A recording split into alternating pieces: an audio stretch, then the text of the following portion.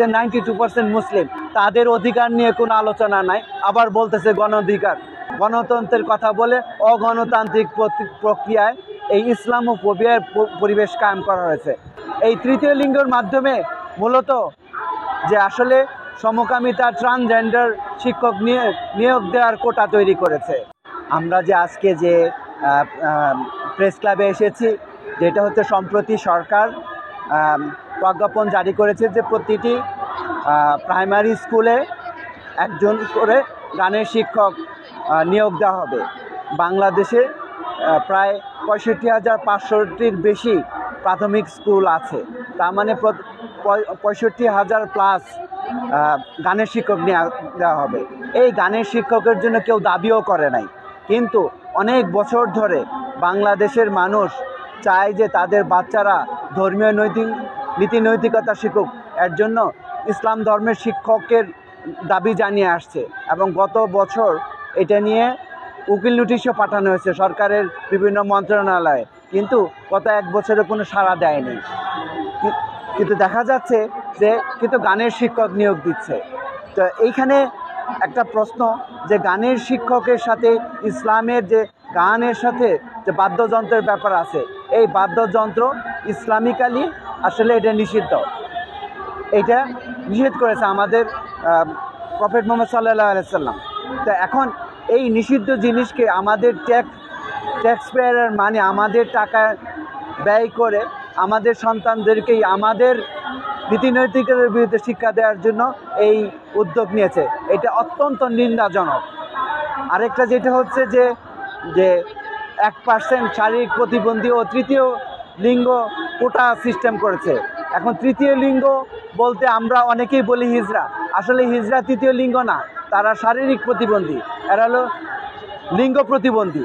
এই তৃতীয় লিঙ্গের মাধ্যমে মূলত যে আসলে সমকামিতা, ট্রান্সজেন্ডার শিক্ষক নিয়োগ দেওয়ার কোটা তৈরি করেছে। তো এখন আমরা কি চাই আমাদের সন্তানরা নীতি নৈতিকতা শিক্ষক যৌন বিকৃতিকারী ট্রান্সজেন্ডারদের কাছ থেকে? তো এই যে 92% মুসলিমের দেশ, এখানে মুসলমানের প্রাণের দাবি, এখানে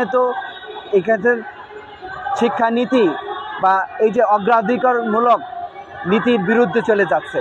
মাত্র 30% টাকায় জমির মালিক হয়ে নতুন বাংলাদেশের গড়ে তোলার স্বপ্ন দেখা বাংলা বসতি।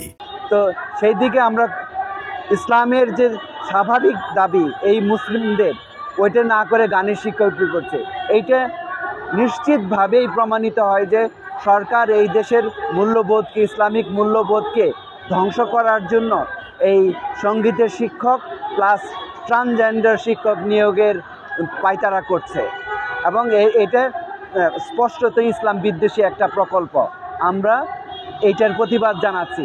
তো এখানে আরেকটা যেটা জিনিস, যে বাংলাদেশের স্কুলের বাচ্চারা ম্যাথ, ইংরেজি, বাংলাই ঠিকমতো পড়তে পারে না, বিভিন্ন গবেষণায় উঠে আসছে, সেইখানে সঙ্গীতের শিক্ষক নিয়োগ দেওয়া হচ্ছে।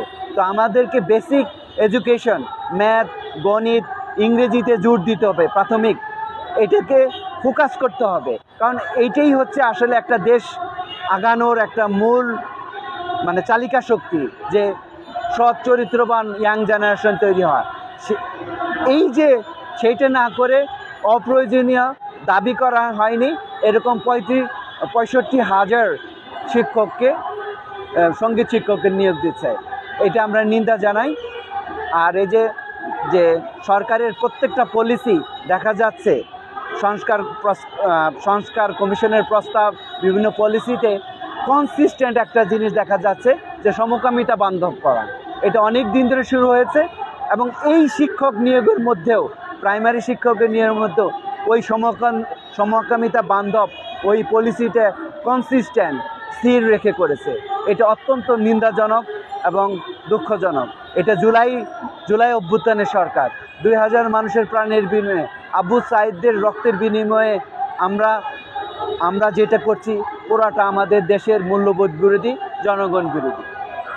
ইন্টারেস্টিং যে এই যে গণতন্ত্রের কথা বলা হচ্ছে, গণতন্ত্র অনুযায়ী আপনি যদি দেখেন 92% মুসলিম, তাদের অধিকার নিয়ে কোনো আলোচনা নাই। আবার বলতেছে গণ অধিকার,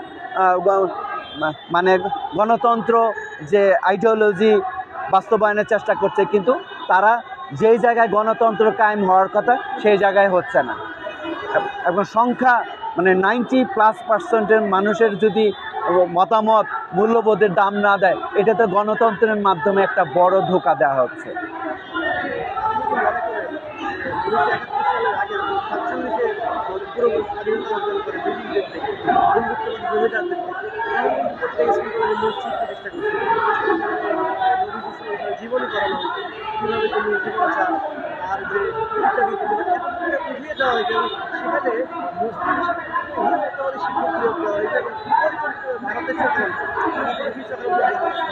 এখন এই যে আমরা যদি দেখি এই বঙ্গের, এটা মুসলিম বঙ্গ, শত শত হাজার বছরের ইতিহাস হলো মুসলিমের ইতিহাস, মুসলিম আইডেন্টিটির জন্যই বাংলাদেশ।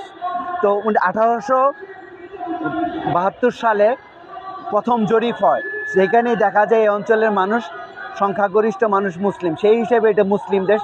এবং 47 সালে যে পাকিস্তান এবং ইন্ডিয়া ভাগ হয়েছে মুসলিম আইডেন্টিটির ইস্যুতে, এখন এই মুসলিম যে কারণে এই দেশের জন্ম হয়েছে সেই আইডেন্টিটিকেই বিভিন্নভাবে বিলীন করে দেওয়া হচ্ছে। গণতন্ত্রের কথা বলে অগণতান্ত্রিক প্রক্রিয়ায় এই ইসলামোফোবিয়ার পরিবেশ কায়েম করা হয়েছে।